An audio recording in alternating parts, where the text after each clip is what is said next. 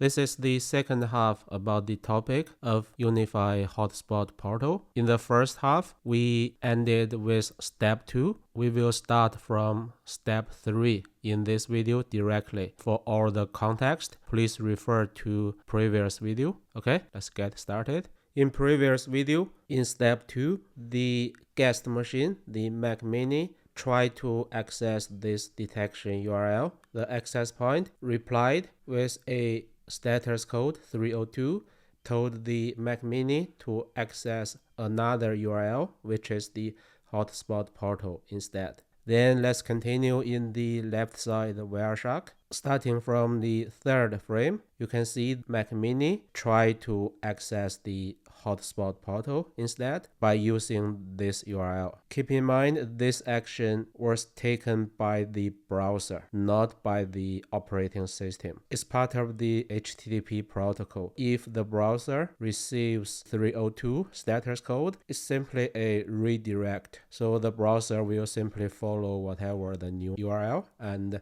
that's why we have the third frame. Let's see what happened within the access point when it received this new frame.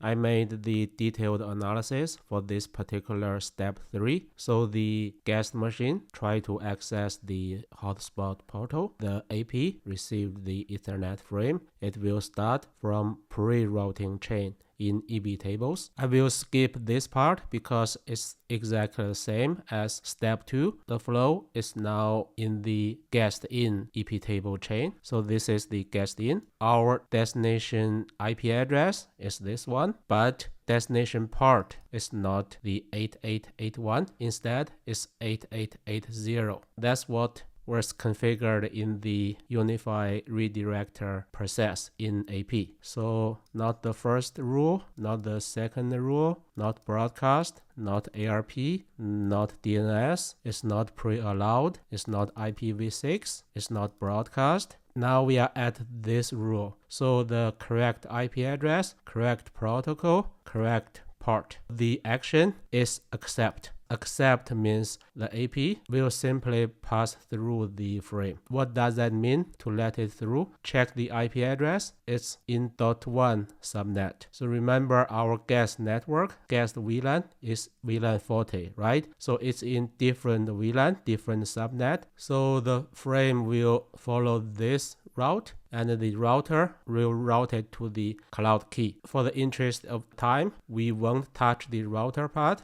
It also relies on ebtables and iptables as in access point. So we will skip this part. We can simply assume the frame was routed successfully to the cloud key, to the hotspot portal. Then you may wonder why the cloud key will even respond to the request. See the request? It looks strange because the port is not the normal 80 port. So in the right side, I already opened a session to the cloud key. Let me run this command. I want to see what processes are listening to port 80, 443, 8880, and 8843. I'm interested in these 4 ports.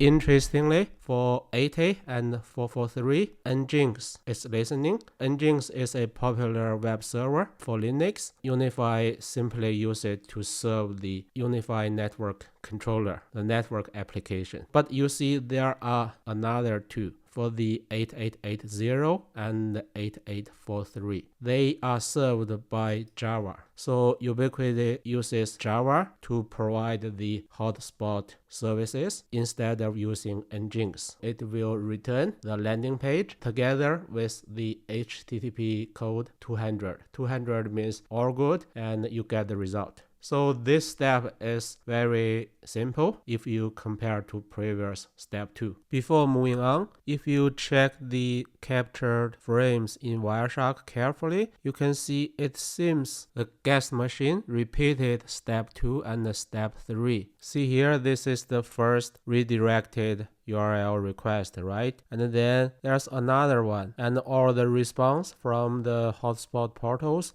they are all duplicated. You see, they have different HTTP protocol version. I believe it's depending on the macOS implementation. The first try didn't get the success expected result. Then it tried the other HTTP version one more time, just hoping it will get through. But of course, the UniFi AP simply redirected to the same hotspot URL. It's just some interesting observation here. Okay, let's move on. At this moment, we saw the landing page pop up, clicked on the big blue login button. Let's see what happened after we click the button, how the system authorized the guest machine into the network. In the left side Wireshark, you can see this particular frame, the HTTP method is post. Post means you want to change something. You want to take some action. When the hotspot portal received the login request from guest machine, it needed to decide whether the guest machine should be authorized or not. In UniFi Network Controller, for the hotspot setting and their landing page, if you go to the Authentication tab, you can see Ubiquiti supports multiple ways. By default, that's also the way in this video. I do not have any authentication enabled. That means right after we click the login button, we should be authorized. In the captured frames, you can also see it. So right after this post request, see the reply from the cloud key or from the hotspot portal to the guest machine is with status 200. That's good. Additionally, it has a JSON included in the reply. If we check the details for the JSON,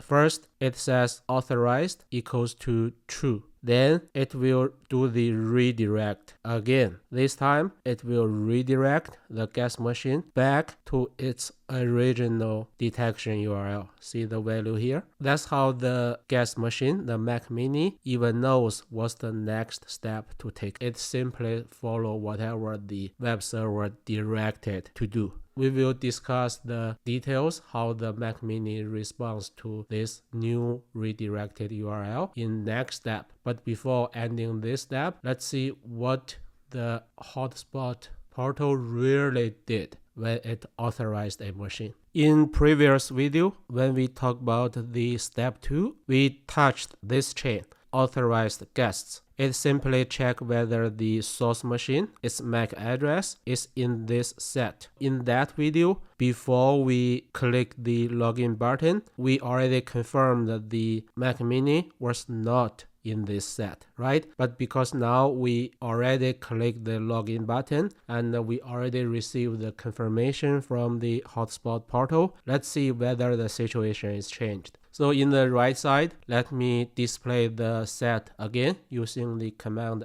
ipset. Now it has one entry, and this is the MAC address for the guest machine. So we are good to finish this step as well. In the next step, the step 5, the situation is very strange. Remember in previous step, the Mac Mini already received directions. It should visit the redirect URL, which is the original detection URL, right? And because in step 1, the Mac Mini already knew the IP address for this captive.apple.com domain name, so it directly requested this URL, right? That makes sense. That's what you can see in the left side Wireshark. So the Mac Mini requested this URL. Then strangely see the reply. The IP address shows the internet IP address, but the result is exactly the same as step 2, which is it's redirected. See the status code 302. Right? It doesn't seem making sense. Let's go to the ebtable. So in the guest in chain, when the flow is at this rule, it should jump to authorized guest. Then in authorized guest, the system will check the right side IP set to see whether the Mac Mini's MAC address is within it, right? As we checked after the effect, it was there already. If it was there, see what should happen in theory? It should accept, which means this internet access should pass through all the way to internet and get the success message back. But apparently it didn't happen in step 5. So the only reason I can think of is because everything happened too fast in previous step. Remember, we said the hotspot portal will do the authorization and then add the guest machine's MAC address to the IP set table, right? Apparently, when the step 5 happened, the access point didn't have time to receive the new information yet. That's why the exact same thing happened as in step 2. Okay, so now we know, unfortunately, the same thing happened. The poor guest machine was redirected to the internal hotspot portal one more time. If we check the return frame, you can see the IP address is the cloud key and the port number is the same 8880.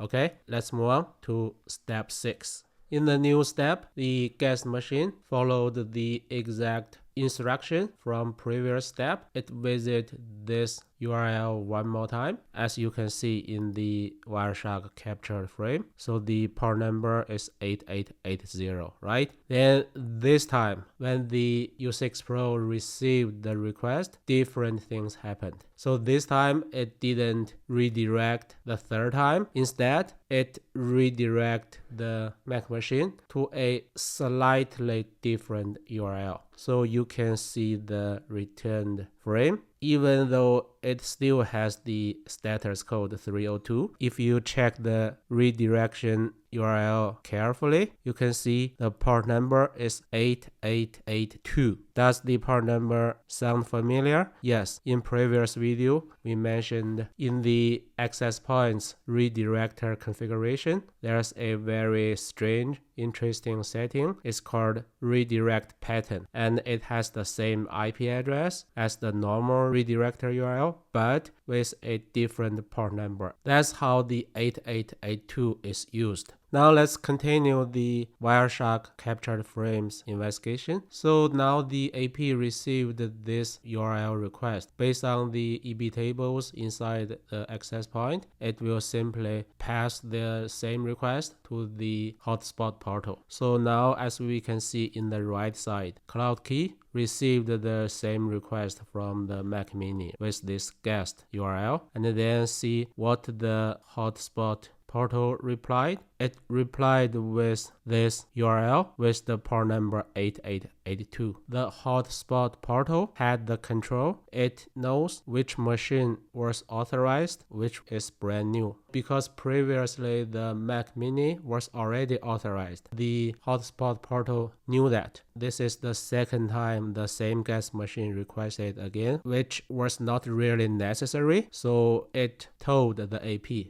okay, this time this guest is special. You send the same request again. You shouldn't have to, and this is the new redirection URL so that next time you won't get confused. So that's why the hotspot portal replied back with a different port number, or to put the other way, with a different pattern. Okay, the AP will send the reply back to the guest machine, which finished this step 6. It's a very interesting step because initially it seemed not really necessary, but in the end we can see how the 3 devices work together to identify the situation and how to resolve it. Now let's move on to next step.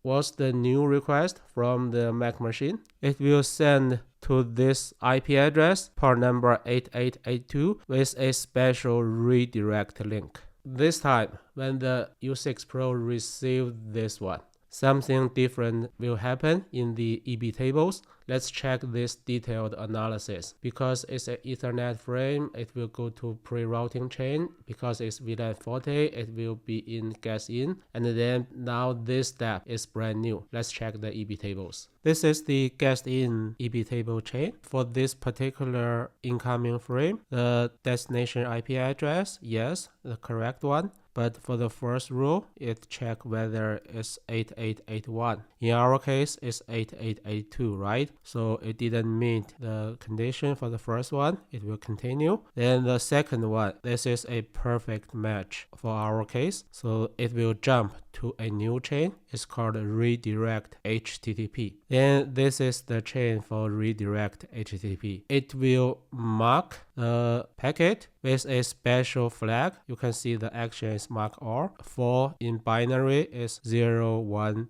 0, 0. So basically it will mark the second bit from the left to 1. That's the action it will take. Then it will continue. Continue means it will move to the next rule. The next rule is very simple. We already saw it in previous video. It's simply redirect. So redirect means the target will change the MAC address to the access point's bridge MAC address, which means the packet will flow to the access point itself, and the port number is still 8882. As we saw in previous steps, in this access point, there's no process listening to port 8882 at all, right? How the AP will respond. So this time, we need to check another important internal information for the Linux is iptables. In the right side SSH session, let me run this command, iptables. I want to display the NAT table.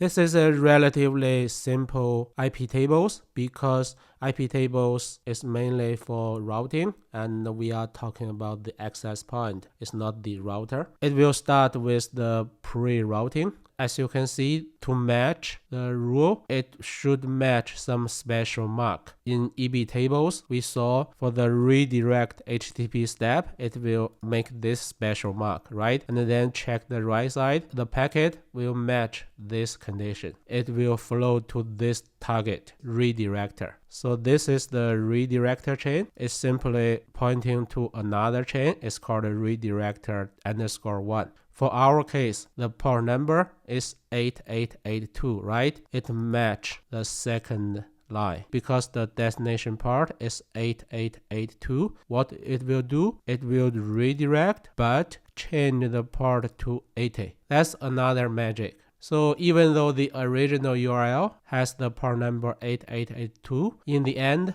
the AP will respond to it. To be more specific, the redirector process within AP will respond to it. Why? As we explained in previous video, the redirector process within AP has been listening at this port number 80. Now the redirector itself received the request and the result is very simple, right? The redirector will simply let the Mac Mini know you can access your original detection URL. That finished this step. This is another step where magic happened. Finally, we are at the very last step of the long process. The Mac Mini now get the permission to visit the original detection URL. It sent the request to the AP. The AP didn't delay at all. It directly forward request to the router and the router access internet, send the reply back. See the Wireshark? This is the request sent by the Mac Mini. This is the reply from the Apple internet server, not from AP, not from our internal hotspot portal. Is really from Apple. What's in the reply? You can see it simply include this extremely simple web page. It only has one word, success. That's exactly what you can see in the Mac OS process when it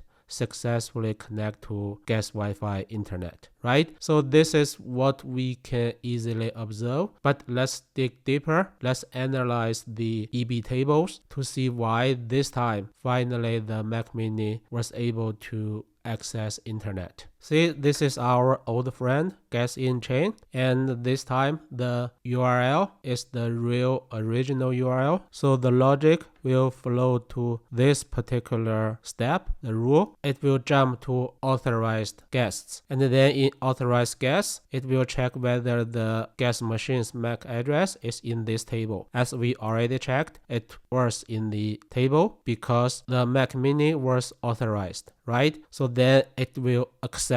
What accept means? it will pass through. It will let the packet pass through the router all the way to internet. That's why finally the Mac Mini was able to get the success message back. Okay, I hope you are clear about the end-to-end process. The whole process was done once. If you disconnect Wi-Fi and reconnect immediately, the system will only execute this very last step 8. Why? Because the gas machine was already authorized. The system can simply skip all the previous steps, and that's why once you authorized in the very first time, as long as you reconnect in a very short time, the hotspot portal will not be involved in the connection process at all. Okay, this ends the 2 parts video for hotspot portal. Thanks for watching.